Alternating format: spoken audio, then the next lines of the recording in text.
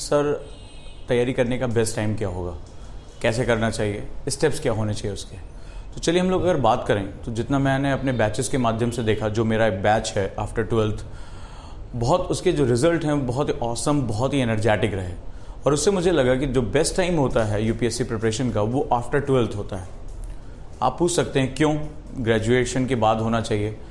तो उसके पीछे एक लॉजिक ये हो सकता है कि जो 12th के बाद जो हमारा स्टूडेंट होता है उसका माइंड बहुत फ्रेश होता है, उसके पास कोई फियर नहीं होता कि यार इस साल एग्ज़ाम देना है, इतना जल्दी जल्दी कोर्स ख़त्म करना है, और वो चीज़ों को बड़े इंजॉय करते हुए सीखता जाता है।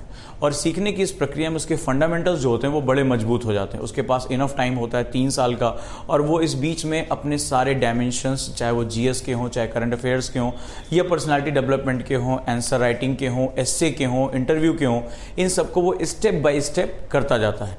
जबकि जो दूसरा स्टूडेंट होता है जिसके पास टाइम कम होता है, 1 साल या 2 साल, इतनी ढेर सारी चीज़ों को सीखने में वो बड़ी हड़बड़ी में, वो ऐसा लगता है कि वो ये चीज़ें पूरी तो कर गया है लेकिन वो उसको ग्रैस्प नहीं कर पा रहा है, राइट। दूसरा एक जिसका कारण ये भी है कि आप सर्विस में जितनी जल्दी क्वालिफाई करके पहुंचोगे, 21 साल 22 साल, जिस तरह आप देख रहे हो कितने कम उम्र के बच्चे जो हैं यूपीएससी में सेलेक्ट हो रहे हैं, उतना ही आपका जो सर्विस स्पैन होगा वो उतना ही जो है वो लंबा होगा।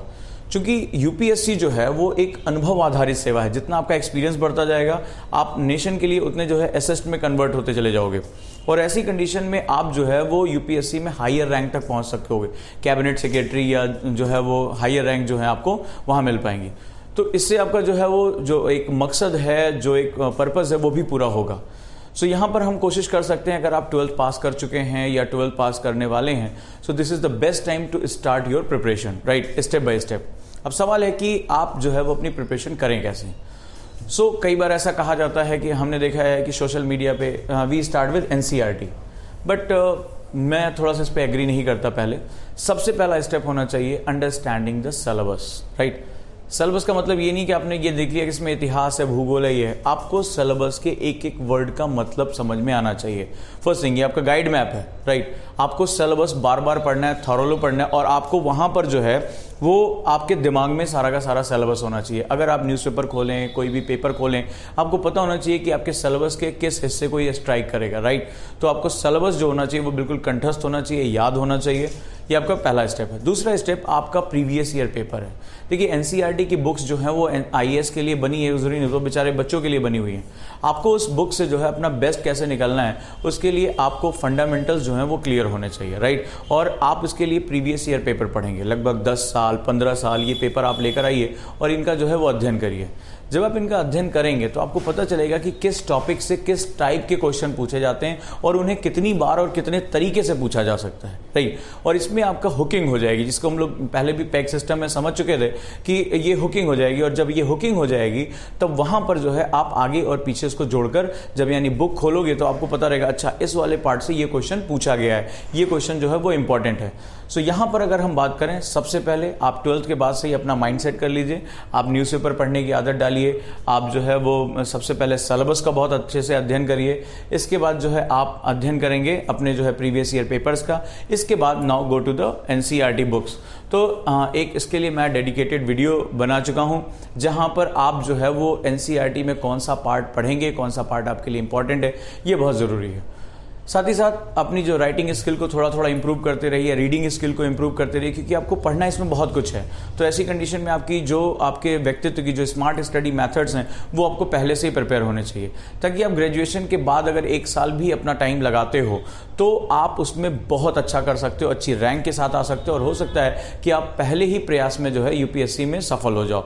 और जो पैटर्न दिखाई पड़ रहा है हमें, उसमें आप तमाम ऐसे हमारे स्टूडेंट हैं जो फर्स्ट अटेम्प्ट में, राइट, फर्स्ट अटेम्प्ट में जो है वहाँ पर सेलेक्ट हो रहे हैं। अब दूसरी चीज़, अगर आप दिल्ली नहीं आ सकते, खर्चा बहुत ज़्यादा है, या भी आप ग्रेजुएशन कर रहे हो, so we have online courses also, right, जिसमें हमने जीएस कॉन्सेप्टर का पहला बैच बना दिया। जीएस कॉन्सेप्टर का वो बैच जहां पर जो क्लासेस चल रही हैं हूबहू, जहां पर हम क्वेश्चन आंसर के फॉर्मेट में, डिबेट्स के फॉर्मेट में और अपने फंडामेंटल को बनाते हुए उसी वे में, ताकि इंटरेक्शन रहे, आपका सब्जेक्ट के साथ लगाव बढ़े और आप उसकी डेप्थ में जा सको, वो हमने ऑनलाइन क्लासेस भी अवेलेबल करा रखी हैं। तो अगर आप दिल्ली आ सकते हो तो बहुत अच्छा है। 12th के पास वाले बच्चों के लिए हमारा 3 साल और 2 साल का बैच है, और अगर नहीं आ सकते तो सेम वही क्वालिटी जो है वो आपको आपके ऑनलाइन आपके लैब लैपटॉप और आपके मोबाइल पर भी मिल जाएगी, और इसके माध्यम से आप अपने बेस को पूरा कवर करते हुए आगे बढ़ जाओगे। और जब दिल्ली आओगे तो आपको सिर्फ एक मास्टर स्ट्रोक मारना होगा, आपको अपने आप को जो है वो रिफाइन करना होगा और डेफिनेटली सक्सेस आपकी होगी। लेकिन स्टेप आपको अभी से उठा लेने चाहिए, राइट। और जो मेरे दोस्त दिल्ली नहीं पहुंच सकते, यहाँ के खर्चे को वो बियर नहीं कर सकते, वो भी ऑनलाइन के साथ हमारे साथ जुड़कर उसके साथ जो है वो फ्रूटफुल हो सकते हैं, वो उसके साथ जो है उसको एंजॉय कर सकते हैं और अपनी जो है वो बेसिक कॉन्सेप्ट, चाहे आप वर्किंग हो, नौकरी कर रहे हो, नहीं टाइम मिल रहा है, नहीं छोड़ सकते नौकरी, या कहीं पर पढ़ाई कर रहे हो, तो आप उसके साथ भी अपना जो है वो अपने सिलेबस को पूरा कर सकते हो, एक मॉड्यूल में आकर अपनी पढ़ाई को अच्छा कर सकते हो, और ये पॉकेट फ्रेंडली भी है। तो इसके साथ आप, इसके लिए आप मेरी वेबसाइट www.ojang Academy, उसको आप जो है वो इस पर आप लॉगिन करिए, वहाँ पर आप जाइए, देखिए, डेमोज पढ़े हैं, या जो मेरा नंबर है 8506845434, इसके साथ आप इस पर कॉलिंग करके जो प्रोसेस है उसके बारे में भी पता कर सकते हैं। लेकिन दोस्तों, जितनी जल्दी आप शुरुआत करेंगे आपको उतनी जल्दी जो है वो मंजिल मिलेगी। और एक बात और कह दूंगा, कई स्टूडेंट ऐसे आते हैं जो एग्ज़ाम से 5-6 महीने पहले आते हैं और वो ये कहते हैं कि हमें बता दीजिए कि हम 6 महीने में हम जो है वो IAS क्रैक करना चाहते हैं। कई बार जो इंस्टीट्यूशंस होते हैं वो इसका फ़ायदा उठाते हैं, हाँ कोई बात नहीं, आइए हम आपको जो है करा देंगे। लेकिन ईमानदारी से कहता हूँ कि आपको व्यक्ति से व्यक्तित्व का जो सफ़र है, आपका पर्सन से पर्सनालिटी का जो सफ़र है, आपको सिलेबस केवल नहीं पूरा करना, आपकी रीडिंग, राइटिंग, आपकी पर्सनालिटी, आपके बोलने का तरीका, आपको परिस्थितियों को समझने का तरीका, it takes lot of time, it takes lot of time. यहीं पर जो है वो अंतर पैदा हो जाता है एक पास होने वाले और एक ना पास होने वाले के बीच में। तो आपको वो समय देना पड़ेगा, राइट। और अभी से आप वो तैयारी शुरू करेंगे तो डेफिनेटली इन तरीकों के साथ, जहां पर हम जीएस के साथ साथ करंट अफेयर्स के साथ साथ skill development, smart study methods, वो मेमोरी मेथड्स, वो जब हम पूरा पैकेज दे देंगे तो सफलता भागकर जाएगी कहाँ, जरा इसका अंदाजा लगाइए, राइट। तो सफलता आपकी रहेगी, बस कदम दर कदम हमारे साथ चलते जाना है।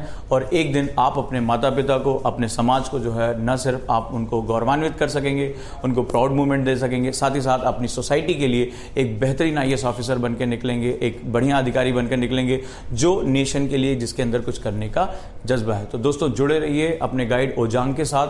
जो भी आपकी प्रॉब्लम्स आ रही है उनको मैं चाहे अपनी क्लासेस के माध्यम से, ऑनलाइन के माध्यम से, यूट्यूब के माध्यम से मैं आप तक जो है उन समस्याओं का समाधान पहुंचाने के लिए रात दिन प्रयास कर रहा हूं। आपको ये प्रयास कैसा लगा मुझे कमेंट बॉक्स में ज़रूर बताएं। इसको शेयर करें, राइट, इसको जो है लाइक करें और सब्सक्राइब करें चैनल।